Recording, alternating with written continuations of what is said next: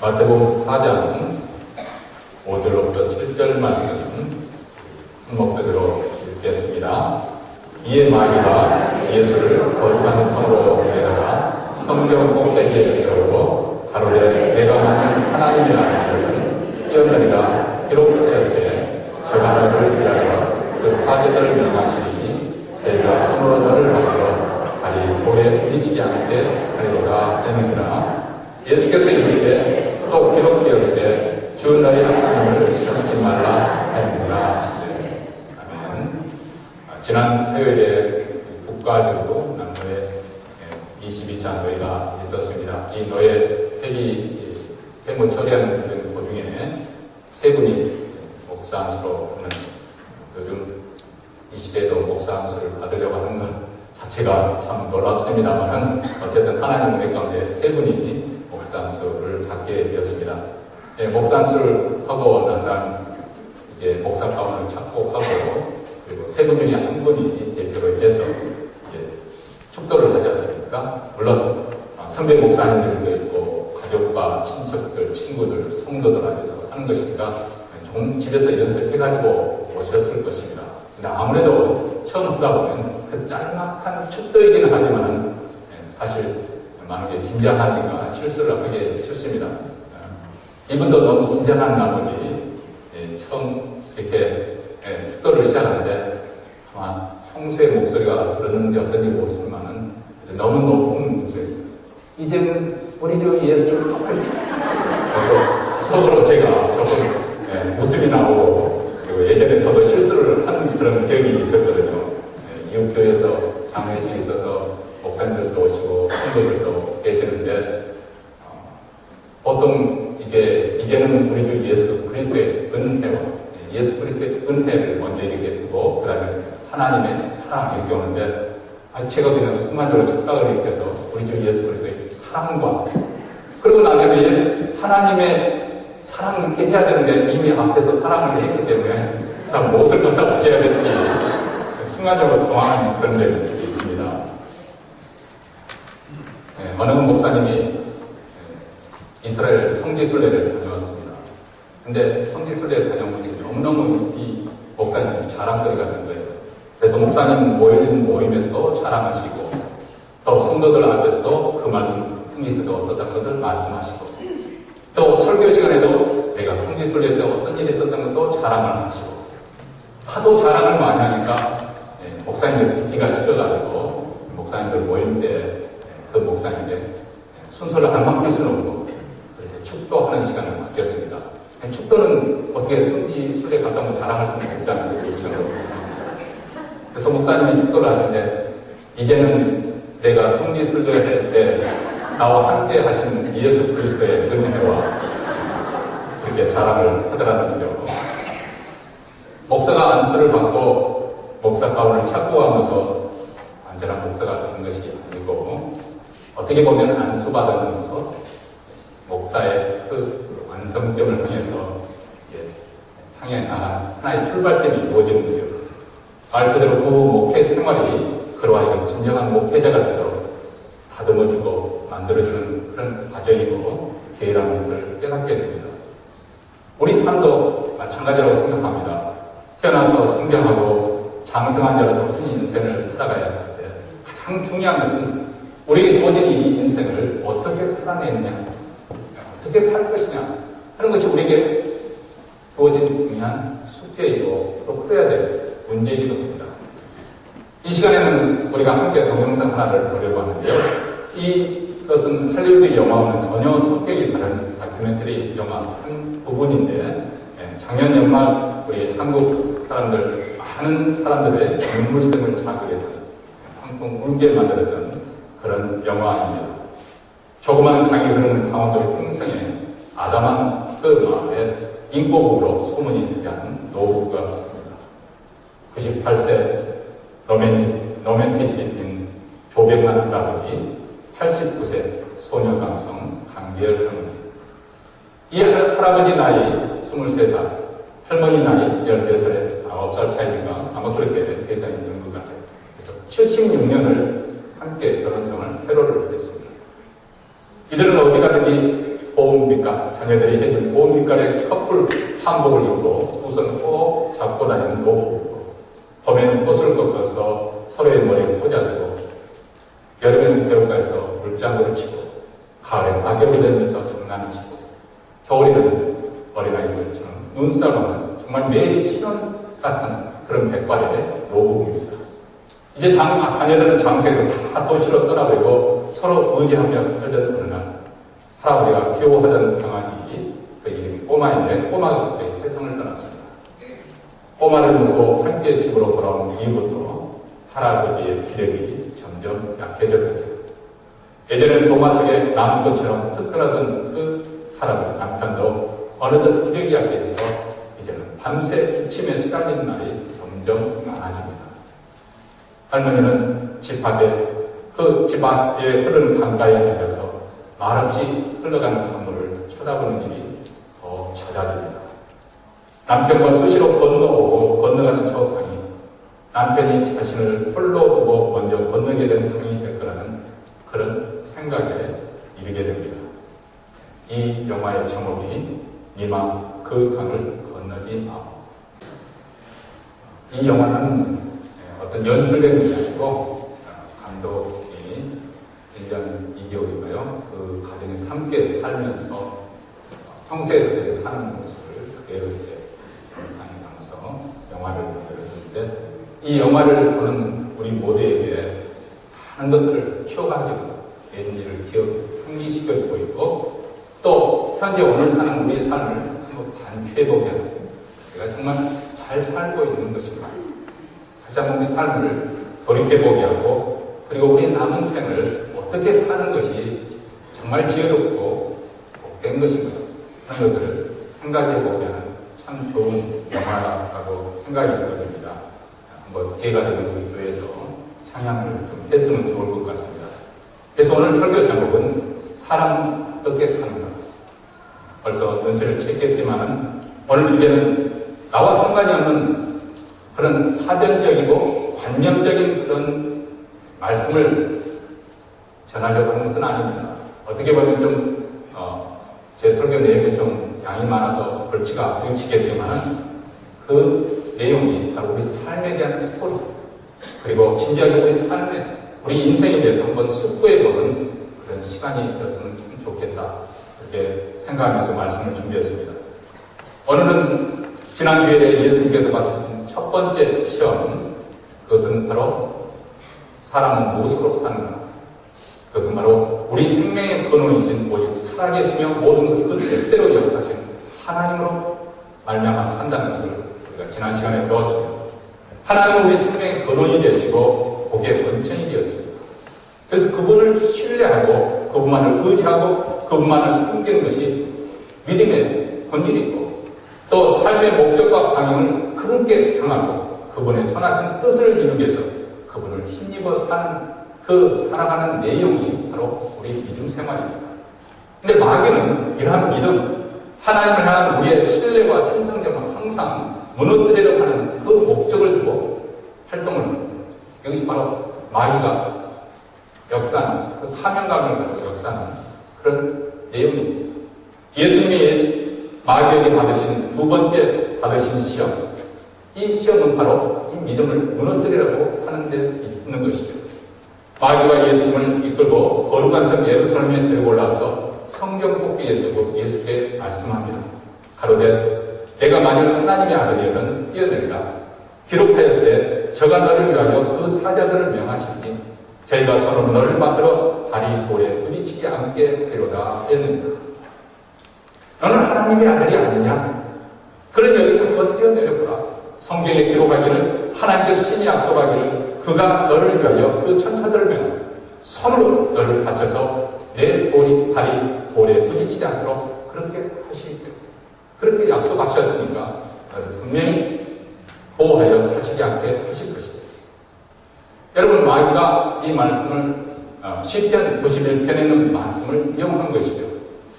시편 91편 11절과 12절에서 이렇게 말씀합니다. 저가 너를 위하여 그 사자들을 명하사 내 모든 길에 너를 지키게 하심이라. 저희가 그 손으로 너를 붙들어 발이 돌에 부딪히지 않게 하리로다. 여러분, 마귀도 성경 구절을 인용합니다. 여러분들이 혹시 그 성경 구절을 대가면서 이상하게 접근하는 사람들 가운데 여러분들은 성경 구절 그 말씀을 활용해서 하나님의 말씀 진리 그대로 수행해서는 안 됩니다. 마귀도 성경 구절을 이용하는데 그 성경 구절을 인용하는 그 동기를 우리가 살펴보아야 됩니다. 이 사람이 정말 성경 말씀에 하고자 하는 그 말씀을 하느냐 아니면 그 말씀을 비롯해서 그 성경 구절을 이용해서 자기 말을 하고 있느냐 이것을 분별을 해야 됩니다.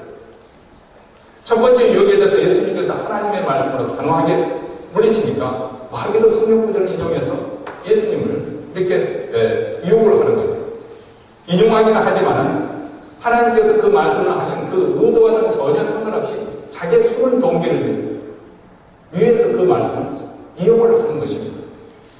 사악한 의도를 숨기고 성경 구절을 아주 교묘하게 첨삭을 했습니다. 원래 시편 91편 11절은 저가 너를 위하여 그 사자들을 명하사 하고 나면 그 다음에 보면 내 모든 길에서 너를 지키게 하십니다. 우리 모든 믿는 성도들에게 우리 하나님께서 그 길에서 지켜주실 것을 약속하신 말씀인데 이것을 싹 빼버리고 지금 성전에서 뛰어내리라는 그것을 유혹하기 위해서 12절로 바로 연결시켜서 붙였습니다. 저희가 그 손으로 너를 붙들어 발이 돌에 부딪히지 않게 하리로다. 이 시편 91편에 나오는 말씀은 하나님의 그늘, 지존자의 그늘 안에 거하는 자, 하나님의 은혜 안에 머물러 있는 자, 하나님을 여호와 하나님을 피난처로 삼고 요새를 삼고 그 은혜 가운데 하나님을 의지하고 하나님을 믿고 사는 자에게는 우리 하나님께서 보호해 주실 것이다. 천만인이 내 곁에 넘어져도 엎드려도 제한이 내게 가까이 오지 못할 것이다. 하나님을 신뢰하여 의지하는 사람, 하나님께 자신의 생명을 맡기고 그 은혜를 바라는 자는 하나님께 이렇게 친히 보호하시고 모든 의미에서 구원하여 주시는 그 내용이 시편 91편의 내용입니다. 이런 보호와 보살핌으로 내 모든 길을 우리 하나님께서 지켜주시겠다. 심지어는 천사들이 너를 붙들어 발이 돌에 부딪히지 않게 하시겠다는 것이죠. 네, 마귀는 여기 보면은 하나님을 의뢰하고 의지하는 자라는 그 전제조건을 싹 무시해버리고 어디 한번 성전 꼭대기에 뛰어내려 보라는 것입니다. 그러면 하나님께서 약속하신 대로 너를 붙잡아 주시는지 한번 알아보라고 그렇게 시험을 하고 있습니다. 우리에게는 조금 의아할 수가 있습니다. 아니 지금 마귀가 예수님을 시험하는데 왜 하필 그 많은 성경 구절에서 예수님을 신뢰하는 그리고 철저하게 보호하실 것을 약속하신 이 말씀을 하겠는지 그 의도를 헤아리는 것이 쉽지가 않죠. 오히려 이 말씀은 상대방의 믿음을 흠돋아주고 견고하게 세우려는 그렇게 해주지 않겠습니까? 내가 하나님의 아들이냐? 그렇다면 하나님께서 그 믿고 의지하는 보호해 주게도 약속하는 거 아니야? 한번 뛰어내려가 분명히 하나님께서 너를 붙잡아 주시겠다. 역시 사단의 제안인데 사단은 이 제안은 마치 예수님이 하나님을 더 의리하는 것처럼 더 믿어야 될 그것을 분발하는 것처럼 그렇게 하는 말인 것처럼 보이지만은 사단의 강조한 의도가 어디 있냐면 먼저 성경 후대에 있는 것 여기서 뛰어내려보라. 여기에 숨어 있는 거예요. 그 말을 한 이 말씀을 인용한 동기가 어디 있는가? 바로 여기에 있습니다. 하나님의 말씀 그에 대한 믿음을 세워주려는 것이 아니라 교묘하게 하나님의 말씀을 의심을 일으켜서 시험에 믿음을 무너뜨리는 데 있는 것이죠. 왜냐하면 우리 예수님은 더 이상 하나님이 나를 지켜주실 것이지 않으시면 그것을 시험할 필요가 없는 분이십니다. 나는 하나님을 힘입어서 은혜로 사는 자고 오직 하나님만을 섬기기로 하시고 이 땅에 오신 분이 바로 예수님이십니다. 그 사역을 위해서 예수님이 하나님의 뜻을 수행하기 위해서 공적인 생애를 시작하신 분이세요. 그리고 철저히 하나님의 뜻에 맞춰서 그분은 그 일을 행하시는 분이십니다. 또 하나님께서는 이미 예수님께서 공생애를 시작할 때 이는 내 사랑하는 자여 내 기뻐하는 자다. 하나님께서 예수님의 존재 자체를 기뻐하시고 기꺼이 받아주시고 그래서 하나님께서 그의 길을 보호해 주십니다. 하나님의 뜻 가운데서 인도해 주십니다. 하나님을 믿고 의지하는 자를 하나님께서 보호해 주시는 그 약속대로 예수님을 철저하게 보호하실 것입니다. 그런데 마귀는 하나님께서 참으로 약속하신 것 너를 보호하실 건데도 확인해 보라고 그렇게 예수님을 지금 충동질을 하고 있는 것입니다. 이미 믿고 있는 그 가운데서 그것을 다시 한번 확인해 보라는 것은 그것은 바로 의심을 이렇게 불러일으키려는 것이고 그것은 결국 하나님을 시험하는 것이고 이것이 바로 마귀의 의도입니다. 하나님을 믿는 길이 아니고 하나님을 시험하는 것입니다. 우리 하나님은 신실하심으로 그 약속 우리 하나님께서는 분명히 지키십니다. 그래서 이미 그 약속을 받은 자, 하나님의 뜻을 알고 순종하는 자에게는 더 이상 확인이 필요하지 않습니다. 물론 우리가 아시다시피 구약성경은 종종 우리 하나님께서는 하나님께서 사명을 주시고 그것을 확인시켜서 제2, 제3 이렇게 확인해주는 그런 작업이 필요할 때도 있습니다. 가령 예를 들어서 모세가 내가 어떤 존재인가인데 내가 감히 바로의 앞에 설 것이며 내가 어떤 존재인가는 이스라엘 백성을 구출해 내겠으냐, 나는 그런 일을 감당할 수가 없습니다. 몇 번도 모세가 사역을 하니까 하나님께서 내가 손에 들고 있는 지팡이를 땅에 던져버려. 던지니까 뱀이 돼서 모세를 물려버려요. 다시 잡으니까 지팡이가 돼요. 그 다음에 또 하나님께서 내 손을 내 품속에 집어넣어요.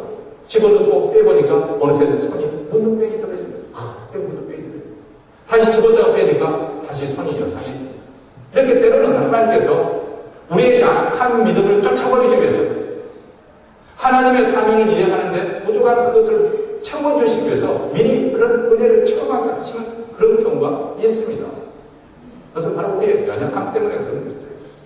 환난과 어려움이 절대 우리 믿음이 흔들리는 것을 막아받기 위해서 하나님께서 이런 사건을 통해서 은혜를 미리 체험하게 하시고 그래서 그분의 신실하심을 확인해 주셔서 우리가 그런 상황에서 처했을 때 믿음이 흔들리지 않고 견고하게 세워주는 것입니다.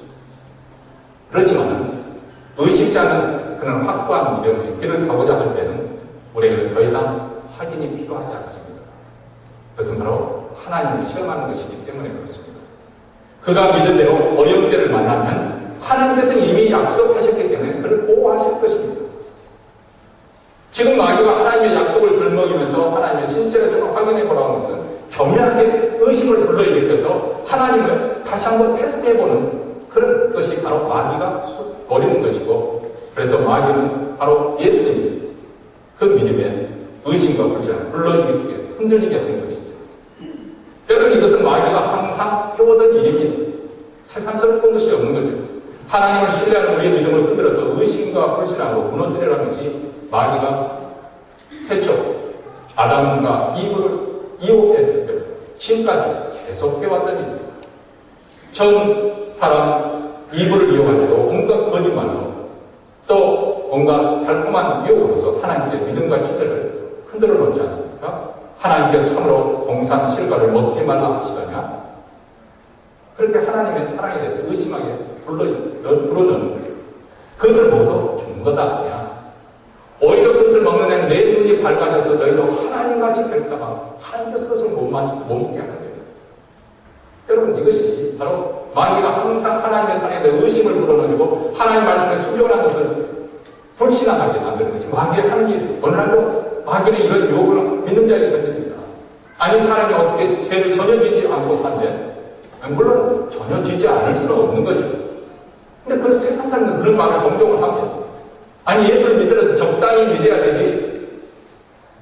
세상은 세상 나름대로 법칙이 있는데 그것을 무시해버리고 뭐 신앙만 가지고 어떻게 할 수 있는 거예요? 사람이 어떻게 하나님만 바라보고 살 수 있느냐? 아니, 하나님은 어떻게 하나님만을 위해서만 살라고 하지? 그건 너무한 거 아니야? 세상 사람들은 항상 믿는 자들에게 이런 보도를 합니다. 사실 그들은 하나님에 대해서 제대로 알고 하는 말도 아닙니다. 기독교 신앙에 대해서 제대로 알고 하는 것도 아닙니다. 그들은 기독교 신앙에 이런 하나님을 믿겠거니 자기들이 생각하고 그런 하나님을 어떻게 믿느냐 이런 식으로 이렇게 공격을 합니다. 이게 전형적인 허술하게 어려워. 전형적인 허술하게 어리죠. 사실 식상이 아님에도 불구하고 자기들이 설정해놓고 그런 기독교를 못 믿겠다고 그렇게 공격을 합니다. 여러분, 이것은 마귀의 속삭임, 하나님의 선하심과 신실하심을 의심하게 만들고 항상 불신하게 빠지게 하는 그런 마귀의 공작이에요. 그것이 지금까지 진행되고 있는 것이죠. 마귀는 이렇게 하나님의 의심, 말씀에 대한 의심을 불러일으키게 만든 또 한편으로는 아주 설득한 제안을 그렇게 유혹을 합니다. 그것은 바로 내가 석분하게 그 성전에 뛰어내리고 그렇게 전혀 다치지 않고 가운데 내리면 사람들이 열광하게 될 것이라는 거예요. 많은 사람들이 그것을 보고 열광하면서 당신 앞에서 납작 엎드려서 절을 하고 당신을 메시아로 인정하게 될 것이고 너는 그들의 마음을 단숨에 사로잡아서 그 군중의 힘을 가지고 메시아 왕국을 세울 수 있지 않습니까? 부산에서 목회하시는 박정근 목사님이라고 계시는데요. 이분이 신학교에서 강연 이렇게 하실 때 그 이야기 가운데 하나가 국산 빌딩에서 뛰어내린 예수라는 그런 내용인데 이런 내용이 예수가 대한민국에 나타났습니다. 그가 서울에서 가장 높은 63 빌딩에서 갔습니다. 그 빌딩 옥상에서 뛰어내리겠다는 것이죠. 그러자 그 소식이 퍼지니까 KBS, MBC 이 방송사가 메이저 신문사 기자들이 다 몰려왔습니다. 취재인들 아주 열기가 대단한 그 무렵에 정말 예수라는 인물이 그 옥상에 뛰어내리는 아주 급속하게 뛰어내리는 그 모습으로 사람들이 경악을 지면서 비명을 지릅니다. 그런데 3층 높이쯤 됐을 때 하얀 날개를 가진 천사가 허리에 나타나는지 그 예수의 추락하고 있는 예수의 양 어깨를 탁 잡고 그러고 난 다음에 마치 별에서 온 그대 도민준처럼 아스팔트에 가뿐하게 착지를 하는 것이죠. 이런 놀라운 기적과 신비한 현상을 보이고 그리고 하나님의 권능을 보이는 그 예수가 선포를 합니다. 너희들의 교회를 개척합니다. 과연 거기에 이미 존재하고 있는 여의도 순복음교회에 어떤 일이 일어날까 흥미진진하지 않습니까? 박정근 목사님은 이 예화를 통해서 우리 한국교회가 예수가 버렸던 그것들을 지금 한국교회는 추종하고 있다. 그것을 추구하고 있다는 거예요. 예수님은 마귀의 시험을 통해서 권력과 기적이나 그 신비한 그것을 버렸는데 한국교회는 그것을 통해서 어떻게든 교회가 잘 때 부흥하게 하기 위해서 그것을 추구하고 있다. 그래서 목회가 잘 되지 않으면 바로 그들이 추종하고 있는 기웃거리는 것이 바로 권력의 힘, 어떤 힘의 논리에 있어 아니면 기적적인 어떤 신비로운 그런 현상에 있어 사람들의 마음을 끌어올린다는 것입니다. 도스토옙스키 카라마조프가의 형제들 그 가에 보면은 아주 그 소설의 백미라고 할 수 있는 부분이 대신문관이 예수라는 사람을 놓고 신문하는 그런 대목이 나옵니다. 근데 그 예수를 하는 인물을 놓고 신문하는 그 대신문관이 예수를 무슨 제명으로 보이냐면 권력, 이적, 신비를 버렸기 때문이다. 그래서 다행히도 당신이 버렸던 것을 우리는 버리지 않았다. 지난 기독교 2000년 역사에 보면 예수는 그것을 버렸는데 교회는 그것을 버리지 않는다. 중세 교회가 중소 카톨릭 교회, 로마 카톨릭 교회가 성장이 아주 하늘을 찌르듯이 그렇게 세워졌던 그 이유가 바로 그런 모습을 통해서 나타나고 있는 것입니다. 마귀는 이렇게 속삭입니다. 예수여 뭐 그렇게 어려운 길을 가려고 하시오. 이거 한 방이면 모든 대중들의 마음이 당신에게 다 쏠리게 되는 것이고 이렇게 쉬운 길로 메시아 길을 가면 되지 않겠어. 이 길로 가시오. 이렇게 제시를 합니다. 여러분 이런 유혹은 목회자에게만 있는 건 아닙니다. 우리 성도들에게 있습니다. 하루에서 착실하게 말씀을 듣고 말씀대로 순종하고 매일매일 주어진 일에 성실하게 사는 그런 생활을 통해서 우리 믿음이 성장하지 않고 그냥 한 방에 어떻게 뒤집어 엎어버리려고 그래서 상기도 가서 어떻게 누구에게 안수를 받아서 그냥 한번에 획가닥 되어버리는 그런 것으로 모든 것을 해결하려고 하는 이런 유혹들. 물론 이런 열심이 잘못됐다는 것은 아니지만 그러다 보면은 마귀가 역사한다는 말입니다. 그것을 통해서 마귀는 역사하는 것이고 지난 기독교의 역사에 보면 항상 그런 사람들의 움직이기 때문에 이단에 넘어가고 또 많은 사람들이 미혹에 빠져서 멸망으로 떨어지는 것을 볼 수가 있습니다. 이 모든 것은 우리가 믿습니다.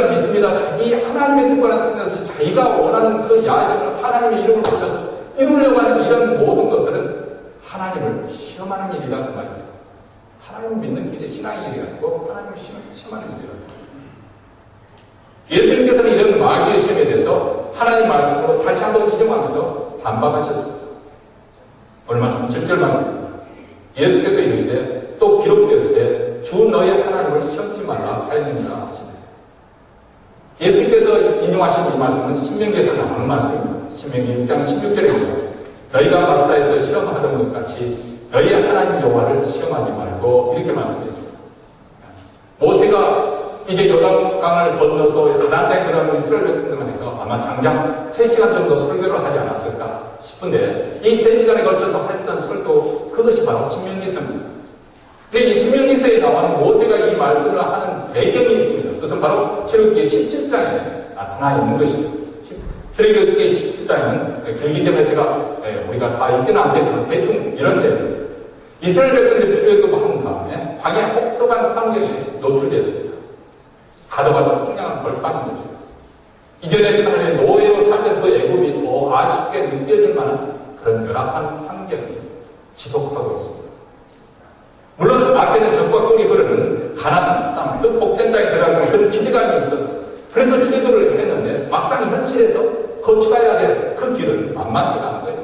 자기들이 원하는 고기를 한 조각 더 먹을 기회도 없고 생선 먹을 기회도 없고 수박을 먹을 기회도 없고, 그렇기 때문에 나날이 그 욕구 불만도 나날이 그 터질 터지로 그렇게 됐습니다. 그래서 조금이라도 기회가 되면 그런 원망과 고백이 터져나가는 거죠. 근데 문제는 심지어는 무슨 마시는 물마저 그렇죠? 황량 강에서 어디서 물이 나오겠습니까? 그래서 사람들이 모세를 원망하면서 우리를 이 광야에서 죽이려고 너희가 이곳에 이끌어왔느냐? 우리 애국으로 돌아가야겠다. 그렇게 모세를 하면서 너무 열이 받치니까 심지어는 돌을 들어서 모세를 치고 죽이려고 하는 그런 험악한 상황이 연출됐습니다. 그때 모세가 하나님께 부르짖어 기도하니까 내가 손에 들고 있는 그 지팡이, 홍해를 가르는 그 지팡이를 가지고 장로들 이끌고 진중 앞에 서랍니다. 그래서 장로들을 이끌고 진중 앞으로 그렇게 서니까 그 앞에 큰 바위가 있어요. 그 바위가 차랍니다. 그래서 모세가 그 바위를 쳤더니 놀랍게도 그 바위에서 생수가 터졌습니다. 그래서 그 많은 사람들이 먹고도 나고, 아니 사람들만 먹을 뿐만 아니라 그들이 끌고 났던 가축까지 다 먹고도 나올 만큼 그런 수량이 그 바위에서 터져 나왔다는 거죠. 훗날 보면 바로 그 바위를 치는 사건은 바로 예수 그리스도의 십자가의 사건이고, 예수 그리스도의 십자가의 사건은 바로 생수가 넘쳤던 많은 영혼들을 구원하는 그런 역사를 이끄는 사건인 것을 예표하고 있는 것으로 그렇게 말씀을 해줍니다. 어쨌든 그런 사건입니다.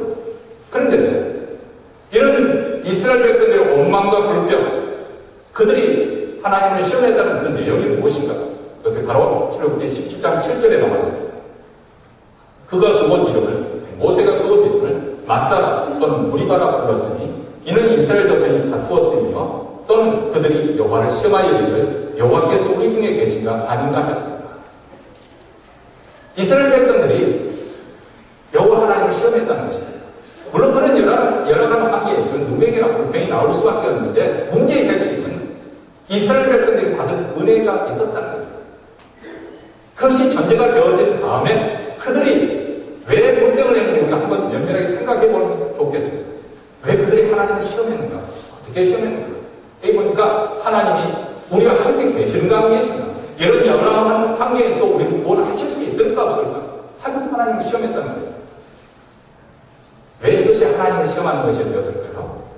그것은 이 사람들은 전혀 하나님과 무관했던 사람들이 아닙니다.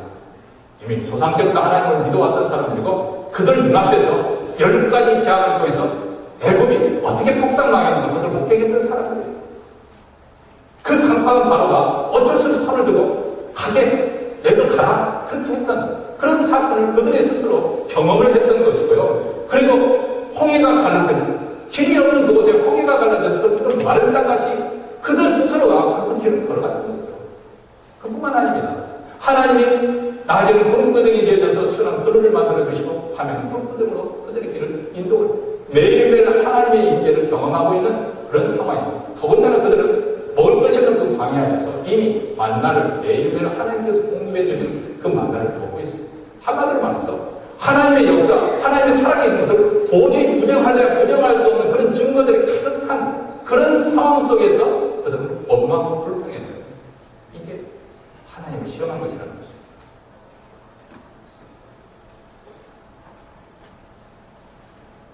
그들은 물었습니다. 그렇게 큰 은혜를 받고서도 과연 이런 열악한 환경에서도 하나님 살아계시며 우리를 구원하실 수 있을까? 이렇게 물었습니다. 하나님을 의심하여 시험한 것이요. 여러분, 하나님께서 이스라엘 백성들을 애굽에서 구원하시며 광야에 들어간 것은 하나님의 여러 가지 더 깊으신 뜻이 있었을 것입니다. 그 가운데 하나는 생각을 해보시기 바랍니다. 이스라엘 백성들은 애굽에서 430년 동안 노예 생활을 했던 사람입니다. 노예들의 특징이 무엇입니까? 주관적인 사고 판단을 할 수가 없는 거예요. 주체적인 일을 할 수 없는 거예요. 이북에서 탈북에서 이제 2년 하면 그 사람이 큰 충격을 받게 되는데 모든 것을 자기가 다 해결을 해야 되는 거예요. 이북이 아주 가난하고 먹을 것이 없고 힘들긴 하지만 그것에 대해서 신경을 안 쓰거든요. 그냥 정부에서 지시해주고 하는 대로 따라가고 먹는 거 주면 먹고 고민을 하지 않는데 대한민국 자유민주주의 경제체제라서 자기가 열심히 노력하면 딱 굶어 죽지 않으면 그게 너무 경쟁이 싫어 처음에 적응하는데 아주 힘이 들다고. 이게 바로 노예의 시들은 인생의 모습이 주체적으로 어떤 사고를 할 수 없고 주체적으로 판단할 수 없고 행동할 수 없는 거예요. 그러니까 이런 노예 정신에 찌들어있는 이스라엘 백성이 직접 바로 가나안 그 땅을 향해 들어가게 되면 이 가나안 땅에는 이미 7 부족이라고 해서 오랜 전통 가운데 문화 속에서 그 찬란 문화를 꼽히고 있었던 그 사람들이 이미 철기 문명을 이루고 있었습니다. 아주 견고한 성곽을 세우고 있었고요. 그리고 그런 철병거를 가지고 있었고 군대도 잘 훈련된 군대를 가지고 있었는데 이 고압적인 이스라엘 백성들이 싸울 수가 없죠. 전략적으로 봐서는 도저히 게임이 되지 않는 가운데 그들이 할 수 있는 것은 무엇입니까? 하나님이 그들과 함께 하신다는 거예요. 근데 그런 믿음이 만약 그들에게 없다면 어떻게 대결해서 그 가나안 정복할 수 있었겠습니까? 그래서 하나님께서 그들을 광야 가서 아주 혹독한 환경 속에서 그들이 생존할 수 있는 힘이 어디로 만나는 것인지 과연 누구의 힘으로 누구의 은혜로 살 수 있는 것인지 그들 스스로 확인해보라, 확증해보라. 하나님께서 함께 하시면 이런 광야 속에서 살 수가 있는 거구나. 하나님이 우리와 함께 하시면 능치 못할 일이 없는 거구나. 그들의 그 믿음을 불러일으키기 위해서 광야로 먼저 거듭하게 하신 것입니다. 그리고 나서 세계 어느 민족에도 주지 않은 거룩한 계명, 이 10계명을 비롯해 율법을 주셨습니다. 하나님께서 이 계명을 주신 것은 보통 우리 인생은 되게 그 보면 본능적으로 자기의 타락한 욕망과 욕심을 채우려고 하는 겁니다. 그 힘이 채워지면 우리에게 잠시 편하게 오고 즐거움이 있습니다. 그렇지만 그런 세상의 모든 이끌어오지 않는 욕망과 욕심, 결국 그것은 뭐지만 그 죄만 그 인생 결국은 바로 멸망입니다. 멸망은 그 제약된 삶을 이스라엘 백성들을 버리고 이제 하나님의 계명의 순종함을 통해서 하나님 앞에서 정말 하나님이 주시는 신령한 기쁨을 누리는 그런 인생이 되라는 것입니다. 그리고 진정으로 가치 있고 복된 삶을 누리게 하도록 영원한 삶을 그들로 하여금 누리게 하기 위한 것입니다. 문제는 마귀가 기회가 있을 때마다 특히 어려움을 당할 때마다 이스라엘로 하여금 하나님의 이 선하신 뜻을 의심하게 하고 하나님을 불신하게 해서 원망하게 만들었다는 것입니다. 하나님이 과연 나를 위하시는 분이신가? 하나님이 과연 나를 위해서 역사하시는 분이신가? 아니면 나를 미워해서 고생시키시는 분인가? 이렇게 의심하게 하고 불신하게 해서 그들을 패망으로 이끌어갔습니다. 그래서 갈렙과 여호수아 이외에 그의 모든 그 당대의 사람들은 40년 광야에 사는 동안 다 죽고 그 다음 세대만 준비된 가운데서 가나안에 들어가게 됩니다. 예수님은 최초 우리 아담이 실패했고 이스라엘이 실패했고 또 온 인류가 그 후로도 계속 거짓죄로 반복돼서 실패하는 이 시험에 다시 섰습니다. 그리고 그 시험에 넘어가지 않으셨습니다. 주 너희의 하나님 시험치 말라. 예수님은 하나님의 약속의 말씀을 그대로 믿었습니다. 그분의 선하심을 의심하지 않았습니다. 그분을 온전히 의지합니다. 그분께 대한 신뢰함을 굳게 지켰습니다. 그래서 하나님 말씀대로 순종하셨습니다.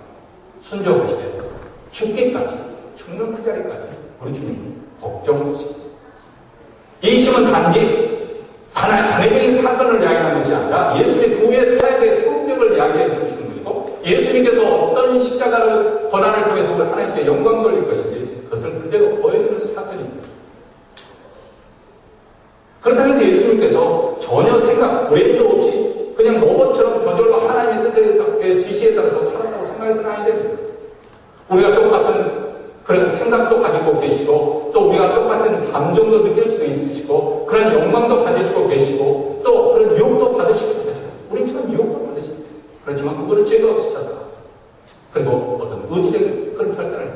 그런데 놀랍게도 예수님께서 생각하시고 또 선택하시고 결론을 낼 때 그 생각과 선택은 항상 하나님 뜻에 일치하였다는 것이죠. 이것이 예수님께서 우리에게 보여주신 놀라운 모범되는 모습입니다. 우리가 처음 예수를 믿었을 때 어쩌면 하나님의 뜻을 분별하고 결정한 것이 아마 미비했을 것입니다. 우리 일상생활 속에서 우리가 살아가는 가운데 이럴 것인가 저럴 것인가 할 때 한 10% 정도 처음 출발할 때는 그렇게 되었다고 우리가 생각한다면 그 후 10년, 20년, 30년 신앙생활이 지나고 만나는 따라서 우리가 하나님의 뜻에 일치하는 것이 그것도 덩달아서 20%, 30%, 40% 이렇게 점점 그 일치하는 것이 많아져야 될 것입니다. 그런 것이 정상적인 신앙생활의 모습이라고 생각되어집니다. 그리고 그렇게 점점 하나님의 뜻에 일치하면서 순종하는 삶을 살다 보면 결국 예수님께서 다시 오셔서 또 우리가 구원해서 영광스러운 몸을 입을 때 그때 우리가 하이라이트 어떻게 보면 우리가 이 세상 예수님 오기에 세상 그것이 바로 인생의 정점이 되었는데 바로 내 뜻이 하나님의 뜻이 되는 것이고 하나님의 뜻이 내 뜻이 되어서 일치되는 생활 그것이 바로 천국 생활입니다. 뭐 그런다 해서 로봇처럼 우리가 하나님 뜻에 재미없게 그냥 아무 선택국이 없는 것이 아니라 우리가 무슨 생각을 하든지 무슨 결정을 내리든지 선택을 내리든지 결국 내리고 보니까 하나님 뜻과 정확히 일치하고 하나님을 기쁘시게 하는 그런 결론이었더라는 거예요. 그것이 바로 천국 생활입니다. 그래서 천국 생활이 좋은 것입니다. 예수님은 바로 이 길을 우리에게 보여주시고 또 먹을 통해서 우리에게 가르쳐 주시고 오신 것입니다. 사람이 어떻게 사는 것입니까? 하나님을 믿고 그 말씀에 순종하며 사는 것이 사람이 살아갈 길입니다. 믿는 사람은 의심하지 않습니다. 하나님의 선하심을 의심하지 않습니다. 하나님의 사랑을 의심하지 않습니다. 믿는 사람이라서 어떤 지향에서 빗겨가는 것은 아닙니다. 믿는 사람에서 항상 즐겁고 유쾌한 것은만 아닙니다. 때로는 믿음도 심지어는 흔들 수가 있습니다. 그러나 근본 중심에 있어서 환난을 만나더라도 재앙을 만나더라도 시련을 만나더라도 그 중심에 하나님을 믿는 믿음 우리 하나님은 선하신 분이기 때문에 그 믿음에 대해서 벗어나지 않습니다. 아니 잠시 끌려왔다가 다시 중심을 잡고 이내 그 길로 갔습니다. 바로 이것이 믿음 우리 신앙인의 걸어가야 있기 때문에 그렇습니다. 어려운 문제 봉사에도 하나님을 불신하지 않는 거죠. 고통을 당해도 하나님을 원망하지 않는 거예요. 하나님을 믿는 것입니다. 이 믿음으로 우리는 구원을 받았고 이 믿음으로 우리는 영생을 얻었고 이 믿음으로 우리는 천국을 소유하고 천국에 가게 될 것입니다. 이 믿음으로 우리 그리스도인의 삶을 사는 것입니다. 사람은 어떻게 사는 것입니까? 하나님을 믿는 믿음으로 사는 것입니다. 세상 것들이 여러분을 안정을 주고 행복을 줄 것 같지만 그러나 그것은 조만간에 다 없어질 것입니다. 조금 전에 동영상에서 봤겠지만 그렇게 행복하게 해로하며 살았던 그런 부부지만 때가 되니까 사랑하는 남편을 먼저 보내야 해요. 우리 모두에게도 그런 날이 칠 것 같단 말입니다. 영원히 우리를 경고하게 흔들리지 않도록 붙잡아 줄 수 있는 하나님을 믿는 믿음이고 그리고 그 하나님 앞에 설 때 우리가 내보일 수 있는 것, 자랑할 수 있는 것은 하나님을 믿는 믿음으로 살았던 그 내용, 그 삶의 내용을 가지고 우리는 천국에 가는 줄 믿습니다. 이 믿음으로 또 한 주간 승리하는 우리 모두가 되시기를 주의